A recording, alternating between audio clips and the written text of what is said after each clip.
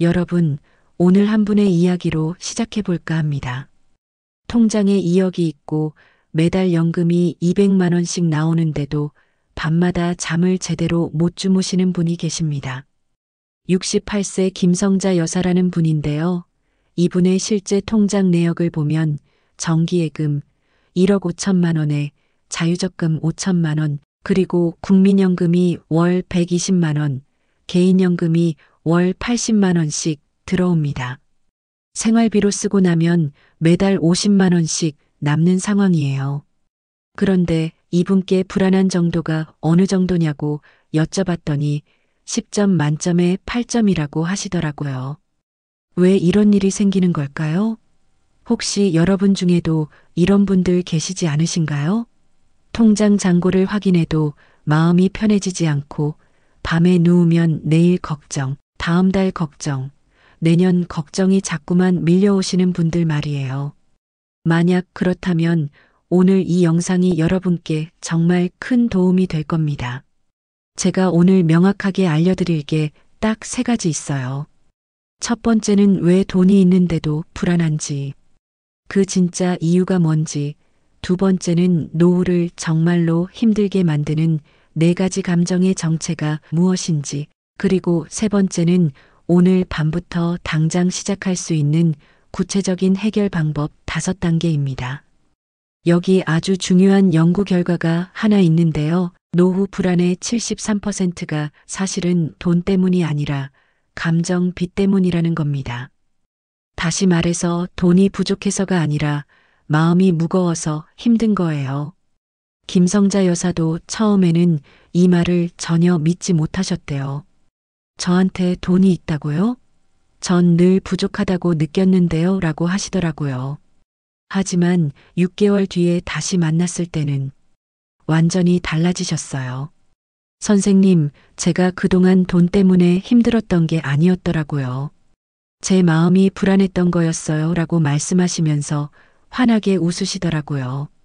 도대체 이분한테 무슨 일이 있었던 걸까요? 그 비밀을 지금부터 하나하나 풀어드리겠습니다. 영상 끝까지 보시면 여러분 마음속에 있던 불안의 정체가 눈 녹듯이 사라지실 겁니다. 자, 그럼 본격적으로 들어가 보겠습니다. 노후를 정말 힘들게 만드는 건 통장 잔고가 아니라 마음속에 쌓여있는 4가지 감정의 짐이에요. 첫 번째 짐은 바로 체면입니다. 70세가 넘으셨는데도 명절만 되면 만두를 직접 빚어야 한다는 압박감, 손주들 앞에서 멋있는 할머니, 할아버지로 보여야 한다는 부담감, 이웃들한테 저 집은 형편이 어려운가 봐라는 소리 듣지 않으려고 무리해서 돈 쓰는 것들 말이에요. 실제로 한 조사에 따르면 여성 시니어 분들의 80%가 이런 체면 때문에 스트레스를 받는다고 합니다. 두 번째 짐은 비교예요. 이게 정말 독이거든요. 같은 교회 나가는 친구는 아들이 강남에 아파트를 사줬는데 우리 애는 아직도 전세 산다. 옆집 할머니는 손주들이 주말마다 찾아오는데 우리 집은 명절에나 한번 본다. 이런 비교가 시작되는 순간 통장에 돈이 아무리 많아도 마음은 가난해집니다. 한 어르신이 그러시더라고요. 비교를 시작하면 세상에 행복한 사람이 한 명도 없어요라고요. 정말 맞는 말씀이에요. 세 번째 짐은 미련입니다. 10년 전에 자녀랑 다퉜던 그 일이 아직도 가슴에 박혀 있어요. 5년 전에 남편이나 아내가 했던 그 말이 밤만 되면 생각나요. 20년 전에 형제한테 받았던 상처가 지금도 아물지 않았어요. 이렇게 과거에 집착하는 순간 현재가 파괴됩니다. 그 미련이 오늘의 행복을 갉아먹는 거예요. 네 번째 짐은 집착입니다. 손주가 나를 좋아해야 한다. 자녀가 내 말을 들어야 한다. 배우자가 내 뜻대로 움직여야 한다는 집착 말이에요. 이 집착이 강해지면 상대방은 오히려 부담을 느끼고 멀어집니다. 그러면 더 붙잡으려고 하고 그럴수록 관계는 더 나빠지고 결국엔 혼자 남게 되는 악순환이 반복되는 거예요. 자, 여기서 잠깐 자가 진단을 해보시죠. 이 네 가지 감정 중에서 두 개 이상 해당되시나요? 만약 그렇다면 솔직히 말씀드려서 지금 통장에 돈이 아무리 많아도 행복하기 어렵습니다. 왜냐하면 돈은 있는데 마음이 가난하거든요. 실제로 많은 시니어 분들이 이렇게 말씀하세요. 돈이 문제가 아니라 마음이 너무 힘들어요라고요. 바로 이 네 가지 감정의 무게 때문입니다. 그럼 이제 김성자 여사의 이야기를 좀 더 깊이 들어가 볼게요. 이분한테 실제로 어떤 일이 있었는지 말이에요. 어느 날 저녁이었대요. 김 여사가 둘째 아들한테 전화를 했어요. 야, 형은 요즘 어떻게 지내냐? 사업이 어렵다던데 내가 좀 도와줘야 되는 거 아니냐? 라고 말씀하셨대요. 그랬더니 둘째 아들이 갑자기 목소리 톤이 확 올라가면서 이렇게 말하더래요. 엄마, 제 인생도 힘들어요. 왜 자꾸 형 얘기만 하세요? 저도 애들 학원비 내기 바쁜데요. 그때 김 여사가 그래도 형은 지금 정말 어려운데 너는 직장도 안정적이고 여유가 좀 있잖니라고 하셨대요. 그러자 아들이 확 쏘아붙이더래요. 엄마는 왜 날 낳으셨어요? 형 돕느라 제 인생 희생하라고요?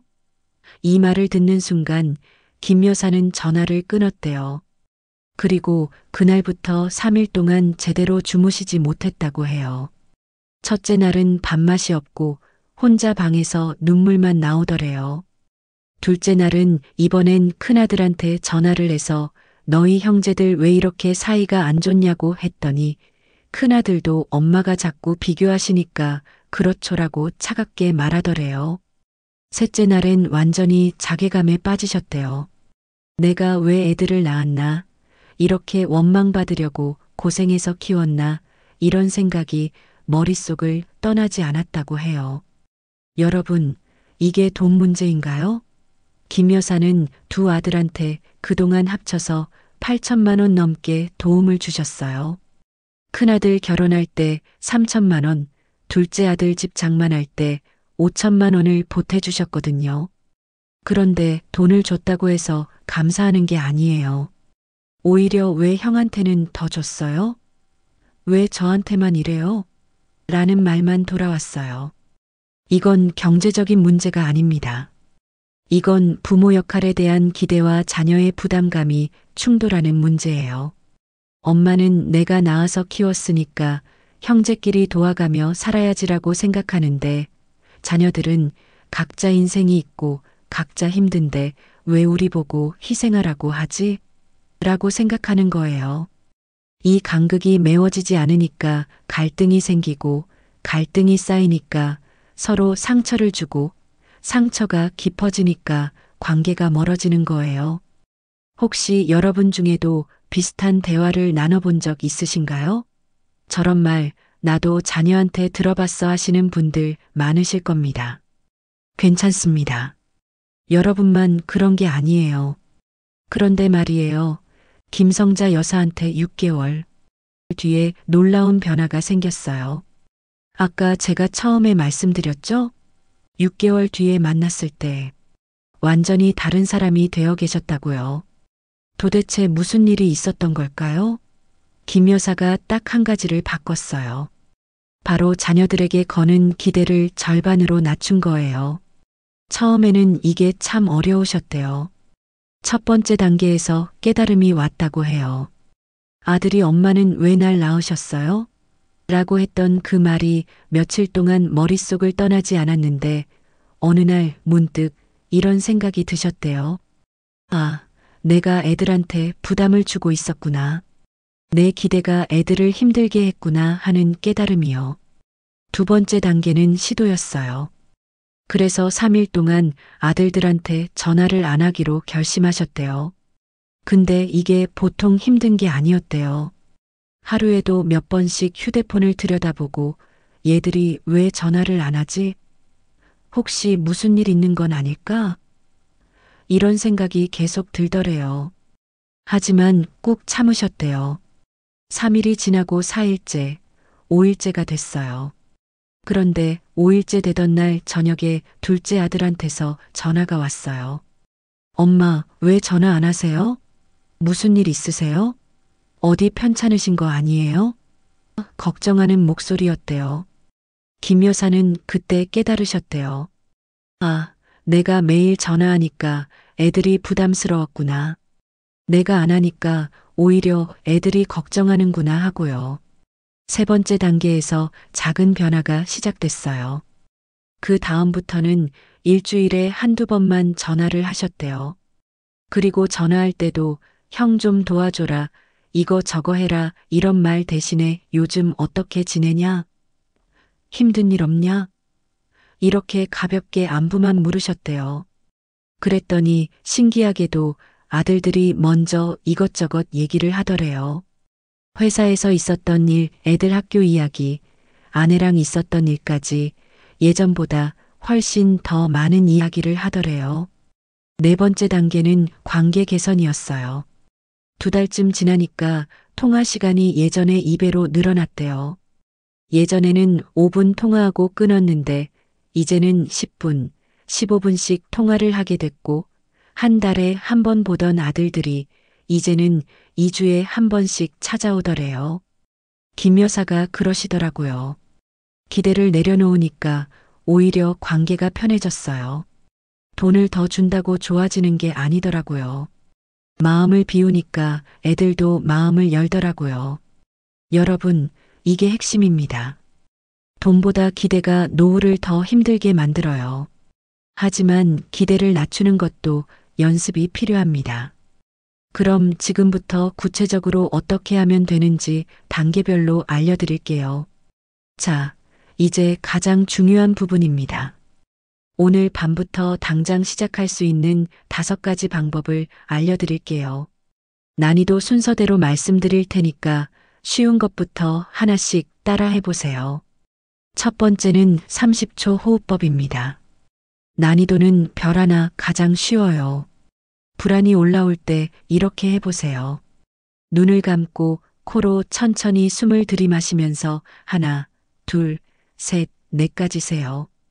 그리고 잠깐 멈췄다가 입으로 천천히 내쉬면서 하나, 둘, 셋, 넷, 다섯, 6까지 세요. 이걸 딱 3번만 반복하면 30초가 돼요. 하루에 3번만 하세요. 아침에 일어나자마자 한 번, 점심 먹고 한 번, 잠들기 전에 한 번. 그래도 안 되면요? 하시는 분들 계실 텐데요. 안 되면 3번을 5번으로 늘리세요. 효과는 충분히 있습니다. 두 번째는 비교 중단 습관입니다. 난이도 별 2개예요. 이건 조금 연습이 필요해요. 스마트폰으로 카카오 스토리나 페이스북 보시는 분들 많으시죠?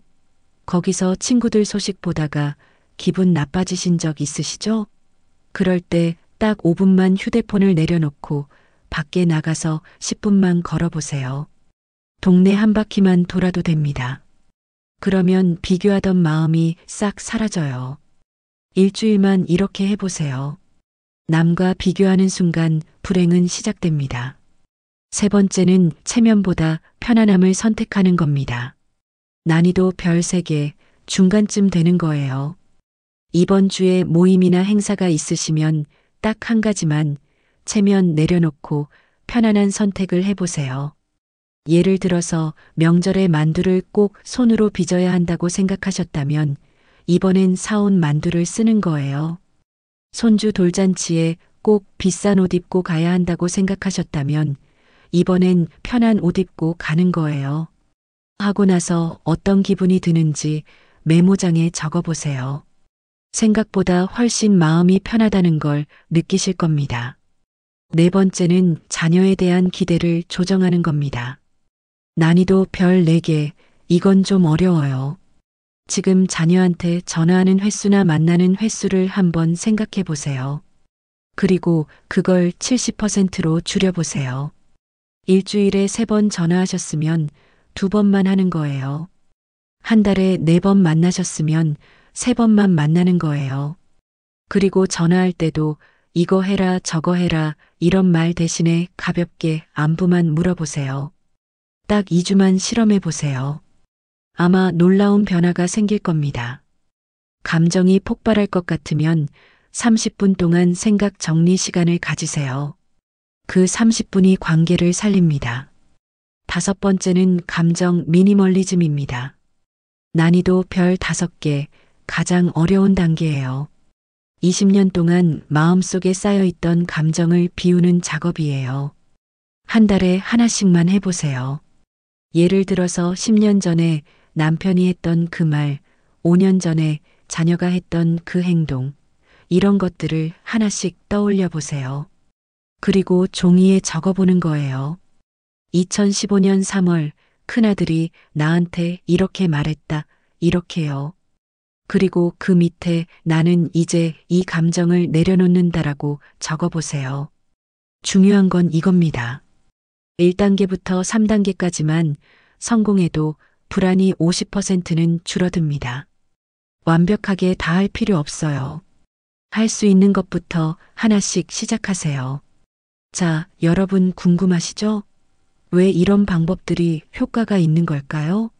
이제 그 과학적인 이유를 설명해 드릴게요. 첫 번째 이유는 우리 뇌의 구조 때문입니다. 뇌는 이익보다 손실을 2배 더 크게 느끼도록 만들어져 있어요. 예를 들어서 복권에 당첨돼서 100만 원을 얻었을 때 느끼는 기쁨보다 지갑을 잃어버려서 100만 원을 잃었을 때 느끼는 고통이 2배 더 크다는 거예요. 그래서 노후에는 뭔가를 얻는 것보다 잃을까봐 두려운 마음이 훨씬 더 커지는 겁니다. 통장에 돈이 있어도 이게 줄어들면 어떡하지 하는 불안이 이만큼 있으니 다행이다 하는 안도감보다 2배 더 강하게 느껴지는 거예요. 이게 바로 가짜 불안이 만들어지는 이유입니다. 두 번째 이유는 나이가 들수록 과거 상처를 저장하는 뇌회로가 더 활발해지기 때문이에요. 젊을 때는 안 좋은 기억이 있어도 시간이 지나면 자연스럽게 잊혀지는데 나이가 들면 그 기억이 자꾸만 떠오르는 거예요. 특히 밤에 잠들기 전이나 혼자 있을 때 과거의 상처가 더 선명하게 떠오릅니다. 10년 전에 자녀랑 다퉜던 일, 20년 전에 배우자한테 들었던 말, 이런 게 마치 어제 일처럼 생생하게 느껴지는 거예요. 그래서 감정 미니멀리즘이 필요한 겁니다. 과거를 정리하지 않으면 현재를 살 수가 없어요. 세 번째 이유는 외로움이 경제적 압박보다 2배 더 강한 스트레스를 준다는 연구 결과가 있어요. 돈이 부족해서 느끼는 스트레스 지수가 100이라면 외로움 때문에 느끼는 스트레스 지수는 200이에요. 그런데 많은 시니어 분들이 이걸 착각하세요. 내가 힘든 건 돈이 없어서야라고 생각하는데 사실은 내가 힘든 건 외로워서인 경우가 훨씬 많아요. 자녀들이 자주 안 찾아오고 친구들이 하나둘 세상을 떠나고 배우자와의 대화가 줄어들고 이런 외로움이 쌓이면서 불안이 커지는 건데 그걸 돈 탓으로 돌리는 거예요.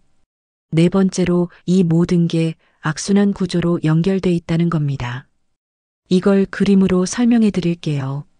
불안이 생기면 집착하게 되고 집착하면 갈등이 생기고 갈등이 생기면 외로워지고 외로워지면 다시 불안이 커지는 거예요. 이 고리가 계속 돌고 도는 겁니다. 그런데 여기서 중요한 게 뭐냐면요. 이 고리 중에서 딱 한 곳만 끊어도 전체가 무너진다는 거예요. 예를 들어서 집착을 줄이면 갈등이 줄어들고 갈등이 줄면 외로움이 줄고 외로움이 줄면 불안도 줄어드는 식으로 선순환이 시작되는 거예요. 아까 제가 알려드린 5가지 실천법이 바로 이 악순환 고리를 끊는 방법들입니다. 30초 호흡법은 불안을 직접 줄이는 거고 비교 중단은 가짜 불안을 만드는 원인을 없애는 거고 체면 내려놓기는 스트레스 원인을 제거하는 거고 기대 낮추기는 갈등을 줄이는 거고 감정 정리는 과거 상처를 비우는 겁니다. 하나하나가 다 과학적 근거가 있는 방법들이에요. 그런데 여러분, 더 충격적인 사실이 하나 있습니다. 지금부터 그걸 말씀드릴게요. 이제 정말 놀라운 연구 결과들을 보여드릴게요. 첫 번째 연구입니다. 자녀에게 1억을 준 부모와 100만 원을 준 부모의 행복도를 비교한 조사가 있어요. 결과가 어땠을까요? 놀랍게도 차이가 없었어요. 아니, 정확하게는 차이가 없는 정도가 아니라 1억을 준 부모 쪽이 오히려 불안 점수가 2배 더 높았어요. 왜 그럴까요? 1억을 줬으니까 이제 우리 애가 나한테 잘해야 되는데 이만큼 줬는데 왜 자주 안 와? 이런 기대가 더 커지는 거예요. 기대가 커지면 실망도 커지고 실망이 커지면 불안도 커지는 거죠. 두 번째 연구를 볼까요? 월 500만 원 받는 노인과 월 150만 원 받는 노인의 우울증 비율을 비교했어요. 상식적으로 생각하면 500만 원 받는 분들이 더 행복해야 되잖아요. 그런데 결과는 정반대였어요. 500만 원 받는 그룹이 15%더 우울했어요. 이유가 뭘까요? 돈이 많으니까 자녀들이 기대하는 게 많아지고 친척들이 부탁하는 게 많아지고 주변 사람들이 얻어가려는 게 많아지는 거예요. 그러니까 인간관계가 더 복잡해지고 스트레스가 더 늘어나는 겁니다. 세 번째 연구는 더 충격적이에요. 노후 불안의 1위 원인이 뭔지 아세요? 경제적 빈곤이 아니에요. 관계 갈등이에요. 돈이 없어서가 아니라 자녀와의 갈등, 배우자와의 갈등, 형제와의 갈등 때문에 불안한 거예요. 실제로 노인 우울증 환자들을 조사했더니 80% 이상이 경제적으론 문제가 없는 분들이었어요. 네 번째 연구를 보시죠.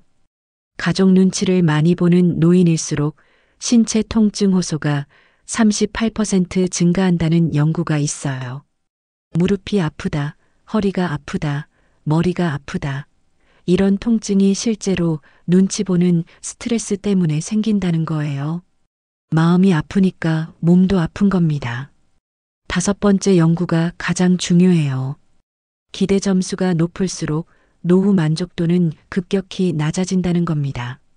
자녀한테 기대가 많은 사람, 배우자한테 기대가 많은 사람, 주변 사람들한테 기대가 많은 사람일수록 노후가 불행하다는 거예요. 반대로 기대를 내려놓은 사람들은 통장 잔고가 적어도 훨씬 더 행복하게 살더라는 겁니다. 자, 그럼 여기서 질문 하나 드릴게요. 그렇다면 왜 우리는 여전히 돈 걱정만 하는 걸까요? 답은 간단해요. 우리 뇌 구조상 눈에 보이는 위협은 크게 느껴지고 눈에 안 보이는 위협은 작게 느껴지거든요. 통장 잔고는 눈에 보이니까 이게 줄어들면 큰일 나겠다 하고 두려워하는데 마음속 불안은 눈에 안 보이니까 이건 별거 아니야 하고 넘어가는 거예요. 하지만 진짜 문제는 눈에 안 보이는 거예요. 돈은 줄어들어도 다시 모을 수 있지만 마음이 무너지면 회복하기가 정말 어렵거든요. 이제 여러분은 진짜 원인을 아셨어요. 그럼 이제 뭘 해야 할지도 아시겠죠? 자, 이제 마무리할 시간이 됐네요. 오늘 영상 내용을 한 문장으로 정리하면 이겁니다. 노후의 90%는 통장 잔고가 아니라 마음 근육이 결정한다는 거예요. 돈은 도구일 뿐이에요. 불안을 줄여주는 도구는 맞지만 불안을 없애주진 못해요. 진짜로 불안을 없애는 건 마음을 비우는 겁니다. 기대를 내려놓고 비교를 멈추고 체면을 버리고 미련을 정리하고 집착을 놓는 거예요. 이게 진짜 노후를 바꾸는 방법입니다. 김성자 여사가 6개월 만에 완전히 달라진 이유가 바로 이거예요. 통장 잔고는 그대로인데 마음이 가벼워지니까 인생 전체가 달라진 거예요. 그럼 오늘 밤부터 여러분이 하실 일을 딱 3가지만 알려드릴게요. 어렵지 않아요. 누구나 할 수 있어요. 첫 번째, 잠들기 전에 메모장을 꺼내세요. 그리고 내가 가장 내려놓고 싶은 감정 1가지를 적어보세요. 자녀에 대한 기대, 배우자에 대한 서운함, 친구에 대한 질투, 뭐든 좋아요. 딱 한 가지만 적으세요. 두 번째, 30초 호흡법을 한 번만 해보세요. 눈 감고 천천히 숨 들이마시고 내쉬는 거 딱 30초만 하면 돼요. 이게 여러분 마음을 진정시키는 첫 번째 연습이 됩니다. 세 번째, 내일 아침에 일어나서 그 메모를 다시 한번 읽어보세요. 그리고 오늘 하루는 이 감정에 흔들리지 않겠다라고 다짐해 보세요. 이 세 가지만 하셔도 충분합니다. 여기 댓글 창이 보이시죠? 여러분이 오늘 비우고 싶은 감정 한 가지를 댓글로 남겨주세요. 자녀에 대한 기대요, 형제에 대한 서운함이요, 배우자에 대한 원망이요. 이렇게 짧게만 써주셔도 돼요. 그리고 다른 분들 댓글도 한번 읽어보세요. 나만 이런 게 아니구나. 다들 비슷한 고민을 하고 계시는구나 하는 걸 느끼실 거예요. 그것만으로도 위로가 됩니다. 그럼 이 영상 좋아요 눌러주시고 구독 버튼 꼭 눌러주세요. 그래야 다음 영상이 올라왔을 때 바로 알림이 가요. 그리고 이 영상이 여러분 부모님이나 주변 어르신들한테 도움이 될 것 같다 싶으시면 한 번만 공유해 주세요. 여러분 한 분 한 분이 누군가의 마음을 가볍게 만들어주는 거예요. 오늘도 영상 끝까지 봐주셔서 정말 감사합니다. 여러분의 노후가 돈이 아니라 마음으로 풍요로워지길 진심으로 바랍니다. 오늘 밤 꼭 실천해 보세요. 그럼 다음 영상에서 뵙겠습니다. 감사합니다.